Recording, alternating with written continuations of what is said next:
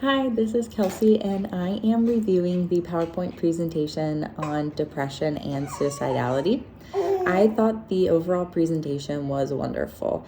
The flow, the structure, the graphics, the wealth of information that was provided was fantastic. Everything overall was great. I learned a couple of new things related to depression and suicide I didn't know before. So some of the things that I had noticed throughout the presentation that made me really question some things was when the presentation discussed adolescence and depression. I knew that adolescents obviously could have depression, but I didn't realize that it was as prevalent as it is. So they discussed that in adults, it's the 11th leading cause of suicide. Yet in adolescents, it's the 4th. So that's a really big jump up for adolescents versus adults. They also talked about some of the risk factors and the etiology, and how the etiology of major depression really does speak to adolescents' life development and where they're at. When they discussed that the lack of social supports, the relationship building, the potential for interpersonal or interpart violence and sleeping, their brain functioning and structure, just all of these different things really contribute to an adolescent's, development and where they're at. And then this is also what can potentially cause and have impact on major depressive disorder.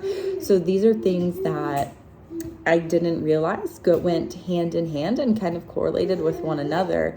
And it really does just speak to how prevalent this could be in adolescence, yet it's not widely discussed.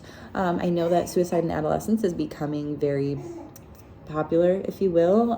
It's becoming something that is more and more discussed, especially in the mental health field. Yet it's not something that I see as being treated. We discuss, go to therapy or maybe take some antidepressants. Yet I wonder how many changes we could make within the system with all of the assessments that were, provided in the PowerPoint presentation.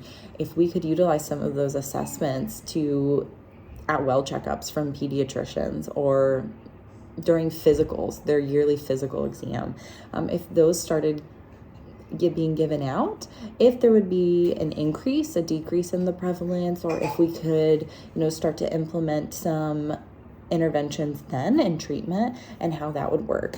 Since there were so many level A assessments, they're definitely something that these pediatricians or doctors could be trained in.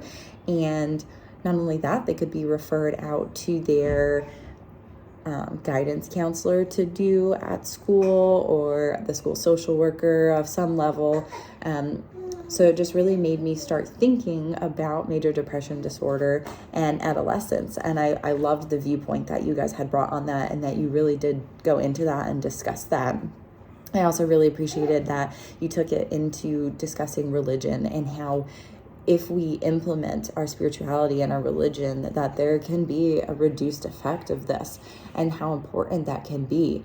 So overall, I thought the presentation was great. It really made me start thinking. It had a wealth of information. Again, the structure was great. Everybody in the group seemed to not be reading off of slides and really understood what they were talking about and was just sharing great information.